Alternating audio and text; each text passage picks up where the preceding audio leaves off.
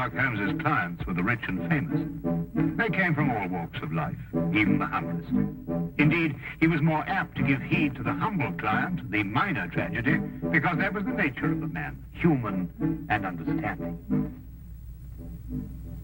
Yeah, hang it all, Holmes. Let me have a look. After all, I didn't buy the beastly thing. Why don't you wait for moving pictures, Watson? Much more interesting, you know. Pictures that move? Ridiculous. I'm not being ridiculous. They've already been invented by a Frenchman named Lumiere, and an American Edison seems to have made it quite practical. Absurd. You'll never get anywhere with them. You'll see. Not commercially anyway. Nobody will be interested. Come in.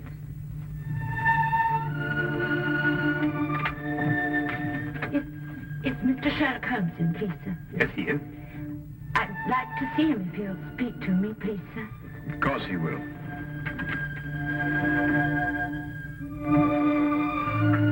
This is Mr. Sherlock Holmes. I'm Dr. Watson. Miss... This is just you. Oh, come now, my dear. It's not as bad as that. It's Billy. My husband. He's dead. Oh, my dear. Here, come and sit down and tell us about it. Get a cup of tea, Watson. They say he hanged himself, sir, 3 days ago in a hotel in Glasgow. Oh, yes, I remember. William Hooper, a traveling salesman with Whittle Brothers, I believe. Yes, sir. Brooms and brushes. He was on his last job for the firm. They were letting him go. Yes, sir, but Billy would have found another job. He wasn't afraid to work. Of course he wasn't.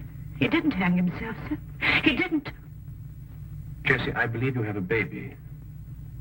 Yes, sir. 6 months old. Is there any insurance? Yes, sir, but they say because Billy hanged himself. The policy won't be paid. Tell me, Jessie, when did you last see Billy? On the day he went out to Glasgow, on the train. I went out part of the way with him to Doncaster. To cheer him up, I take it. Yes, sir. He was so upset about losing his job, about it being his last trip for Whipples.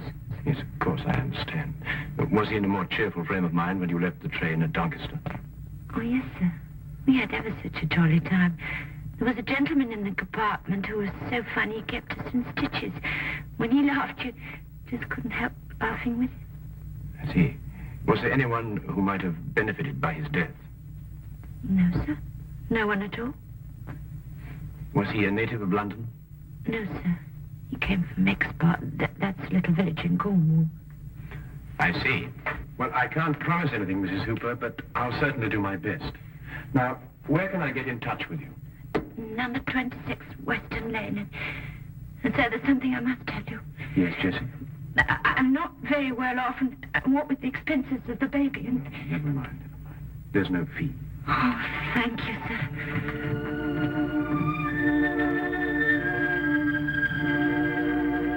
Goodbye, sir. Goodbye, Jessie.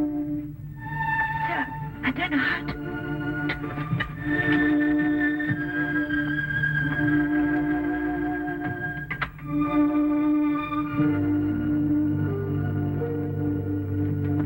Holmes, how did you know so much about William Hooper? I read about it in the papers, Watson. One of those domestic tragedies that become buried in the back page.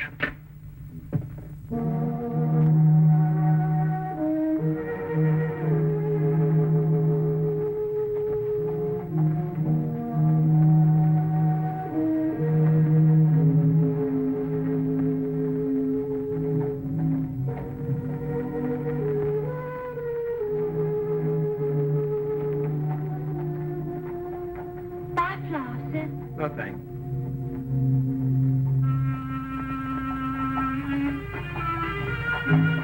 Flowers, sir. Flowers for you, missus. Got any stinging nettles?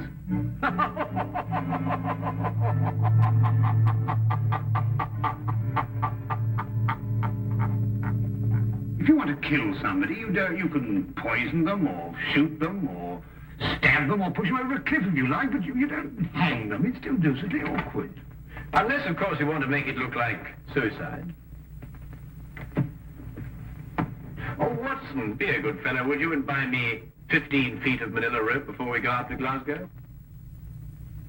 Well, we could buy that anyway. Glasgow?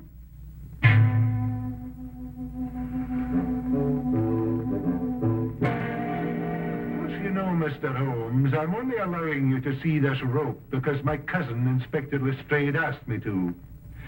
He tells me you've been a wee thing useful to him down there in London from time to time. Well, that's very kind of you to say so, Inspector McDougal. I'm sure that your cousin would appreciate that. Well, there it is. Nothing but an ordinary rope. Nothing unusual about it at all. Well, it's an efficient knot. Which anyone could have tied. And you're quite convinced that Billy Hooper hanged himself with it, eh? Well, he put the rope round his neck, stood in a chair, and then kicked the chair from under him. But first slinging the rope over a ceiling beam and tying it to a bedpost, eh? Aye. Have you examined the rope with a glass, Inspector? Glass, Mr. Holmes.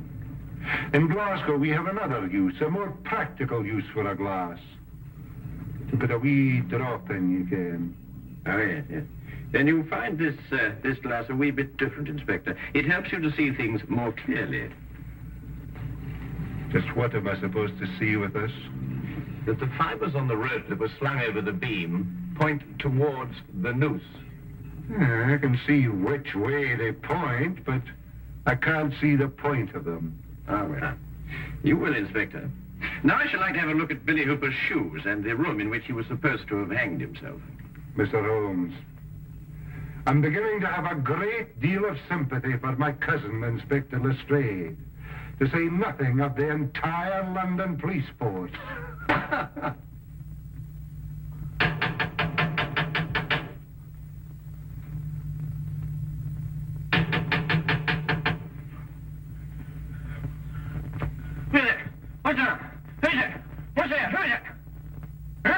Morning, sir, morning. Beautiful morning, isn't it? This is the room, gentlemen.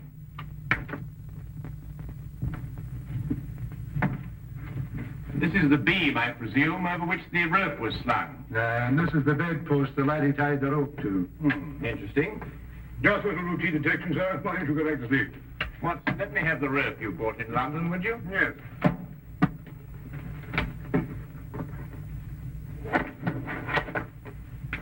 Thank you.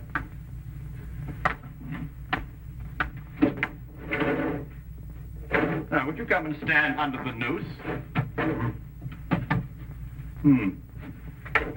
Just a minute, Holmes. What are you up to? Mr. Holmes, I'm afraid I can't allow you to hang your friend in my presence. Oh, very well. I only wanted to make the demonstration as graphic as possible. Would you hold it, Watson? Now, observe the rope, Inspector, passing over the beam as I hoist Watson up. What is all this again of? Oh, just an experiment, Watson. I believe you put on a bit of weight, old chap. It's nonsense again of. I'll have a look at the rope. Inspector, observe that part of the rope which passed over the beam. You'll note that the fibers point towards the noose. Exactly like the fibers of the rope Hooper was hanged with. So they do. But if he had hanged himself by kicking the chair from under him, his body dropping down would have caused the fibers to bend in the opposite direction, away from the noose. I've got it, Holmes. And because the fibers bend towards the noose, therefore, Hooper must have been pulled upwards. And since he obviously didn't pull himself up, someone else must have. And that is murder. Markham! What are you talking about? The late William Hooper, sir. Mr. Holmes here, by a brilliant feat of detection, has just proved conclusively that he was hanged here, in this very room. Hanged in this very room? Let me go in.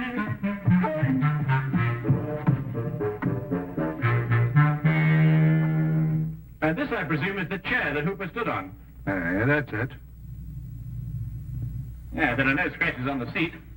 And there was a nail sticking out of Hooper's right shoe. Further evidence if you require any, Inspector. Ah, fragments of glass. Was there a broken drinking glass found on the floor, Inspector? No, nothing at all. Oh, I expect the murderer tied it up after him. But I think that we'll discover that he gave Hooper a drink with a drug in it. Well, difficult to analyze at the moment, but I shall have a look into it. Was there someone in the bed, Watson, when we came in?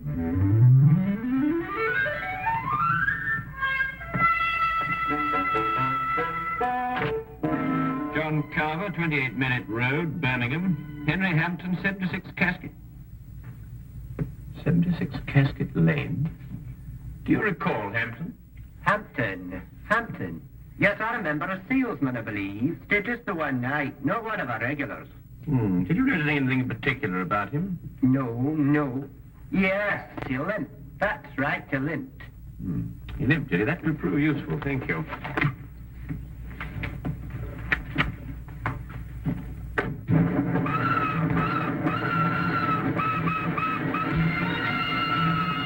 Aside from the fact that Hooper was murdered, what else do we learn in Glasgow? Well, Watson, that the man who registered under the fictitious name of Henry Hampton of 76 Casket Lane is the murderer. Oh, I see. A salesman just happened to be wandering about with a length of manila rope on him. Yes, of course. Didn't you know? He's a rope salesman. But hang it all, Holmes, at least 50 people registered at the hotel that night. What makes you pick on this Hampton chap? Because, my dear fellow, an elementary geographical knowledge of London would tell you that the even numbers in Casket Lane stop in the 60s. Number 76 is obviously a figment of Mr. Hampton's imagination. I see. But then, if both his name and his address are false, where are we going to start looking for him? We begin, obviously, with a trip to Exeter, Billy's birthplace in Cornwall. Now I'll tell you one. About the chap who woke up one morning with an elephant trunk instead of his nose. Began the day by blowing his own trumpet. Anyway, it's nonsense. The murderer be the other side of the world by now.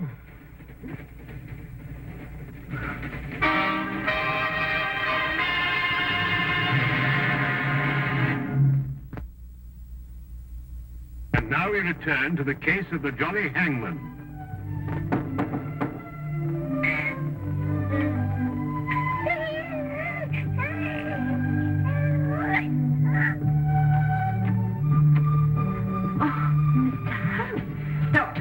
Good morning, Jessie. I hope we haven't interrupted your household chores. Oh, no, sir. Please come in. Thank you. So that's the little man, eh?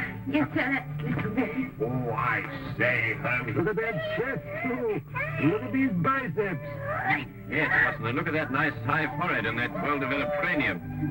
Won't you have some tea, I'm sorry, Jessie, but I'm afraid we won't have time. We've come to ask you a few questions about your husband. sir? Yes. Please sit down. Thank you. Dr. Watson and I have just come back from Exeter. It occurred to me that the seeds of what happened in Glasgow were sown in the past. We learned, Jessie, that when Billy was 7 years old, his grandfather was murdered. Did you know that? No, sir. Billy never told me. I can understand that. He was a sensitive young man, and he wouldn't want to burden you with a gruesome story. What happened, sir? Well, at that time, Billy was living alone with his grandfather on an isolated farm. One night, the old man gave shelter to a stranger. The following morning, Billy's grandfather was found murdered, and Billy was discovered incoherent with fear, hiding in a shed.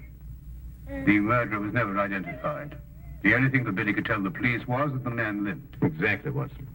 However, years passed. The murderer felt comparatively safe. There was only one person in the world who could identify him. The man who once had been that 7-year-old boy. And he probably thought the little boy'd forget anyway. But the little boy didn't forget. The memory remained here, dormant for many years, until it was reawakened in Glasgow. Oh, that window. If it was dark, don't it always dropping shut like that? Billy was going to fix it.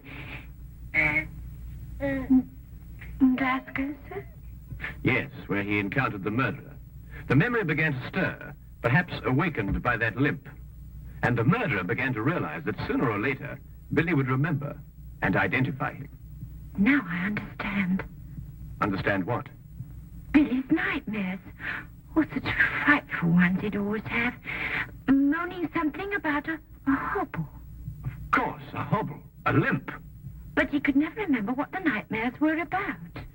Did Billy ever mention meeting a man who limped? No, sir, never. Then I believe, Watson, we can conclude that Billy had never met the man before the chance encounter in Glasgow. Oh, I'm sure he hadn't, sir. So the signs still point to our mysterious Mr. Hampton. Who's Mr. Hampton, sir? A gentleman I very much wish to lay my hands on. And I will. You may be sure of that, Jesse. My feet are killing me. How many more of these companies have we got to see? Oh, chin up, old chap, only about a dozen or so. Well, can't we cover them in a hansom? What? A hansom cab on a beautiful day like this? Oh, don't be silly.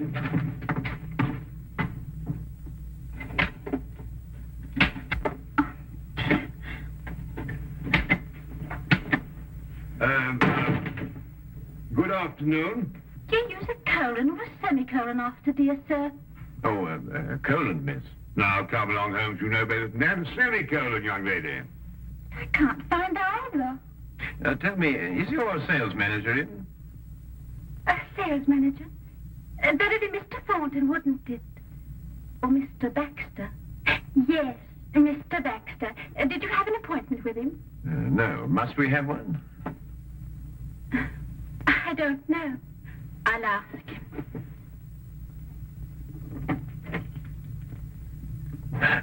New, I'd say, Holmes. Yes, a safe deduction, Watson. You noticed the fingernails unbroken? Oh, really? Mr. Baxter says you don't have to have an appointment. He'll see you now. Ah, thank you.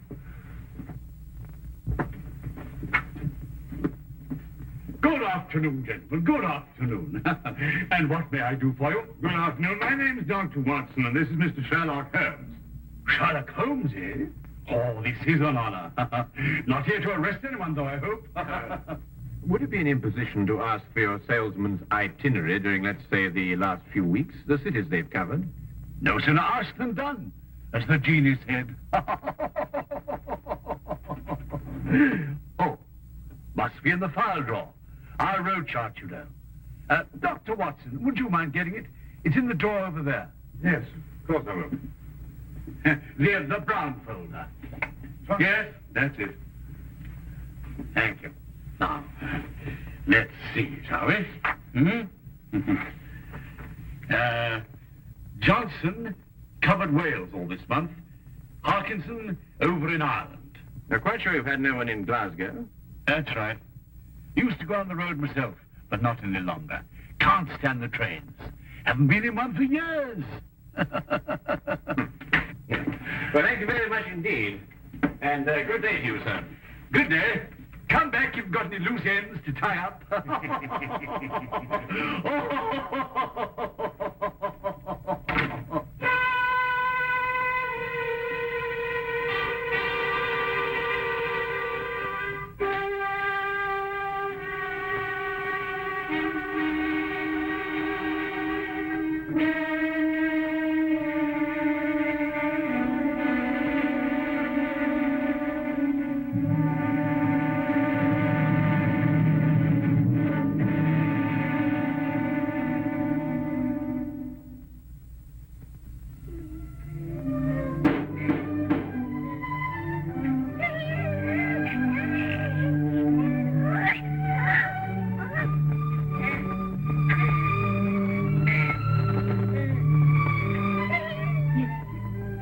Good afternoon, Mrs. Hooper. You don't remember me, Mr. Baxter. Oh, yes, of course I do, sir. Won't you come in? Thank you. You were the jolly gentleman on the train with Billy and me. Give me your coat. Oh, thank you. I've come to offer you my deepest sympathy. Yes, sir. Oh, a tragedy, a tragedy. He was a fine boy. Yes. Oh, there. Come now, little lady. There's always a ray of sunshine somewhere. Ah, here it is.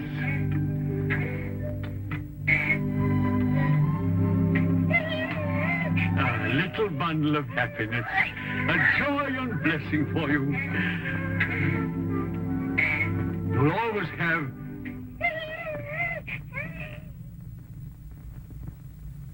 Ah, that's right. You didn't know, did you? I was seated all the time you were in the compartment, wasn't I? Well, just goes to show you, we all have our trials and tribulations. Yes. Oh, but here am I, forgetting what I came for. How'd you like a job, little lady? And someone to take care of the baby? Oh, sir. Then let's have a cup of tea and talk about it, shall we? Oh, sir, I don't know how to thank you. I'll do anything. I'll send you to a secretarial school, and then you'll be my secretary. Oh, sir, that would be wonderful. You know, I didn't know how I was going to manage. Oh.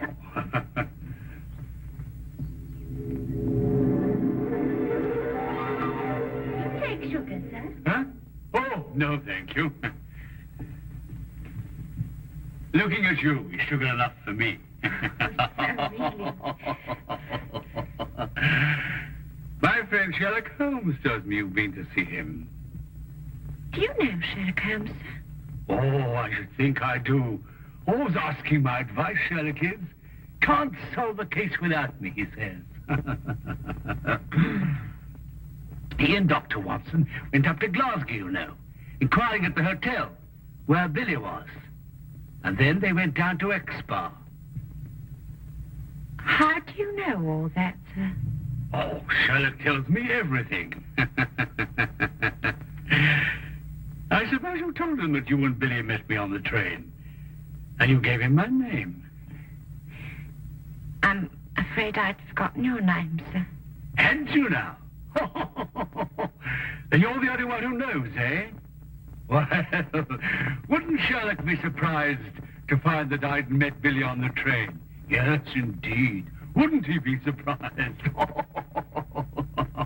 Yes, sir. Now, bring up your tea, and we'll talk about your new job. Huh?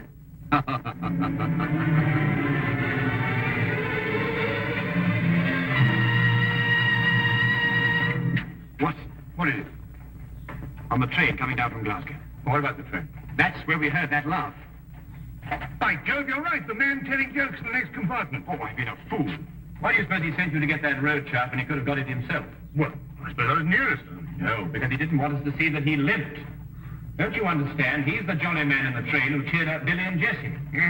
Cabby! Cabby! Here! Quickly, Watson. We've no time to lose. I'm right behind you. Baxter's office? No. Who's the only person who can prove that Baxter met Billy? Why, Jessie. Yes, of course. 26 Western Lane, driver and fast. We've got to stop another hanging. Just sleep.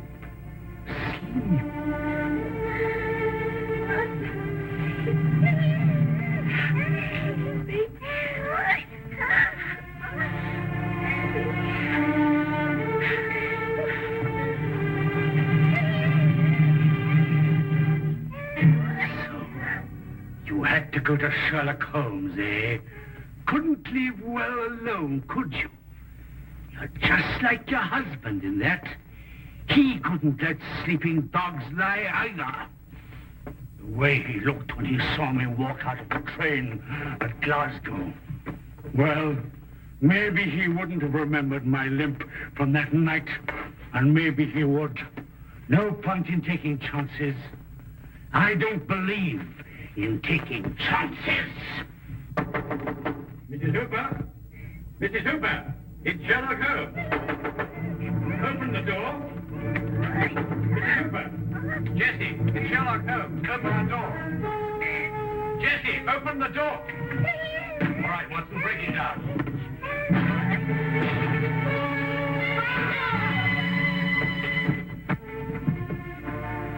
All right, she's just drugged. Look, what?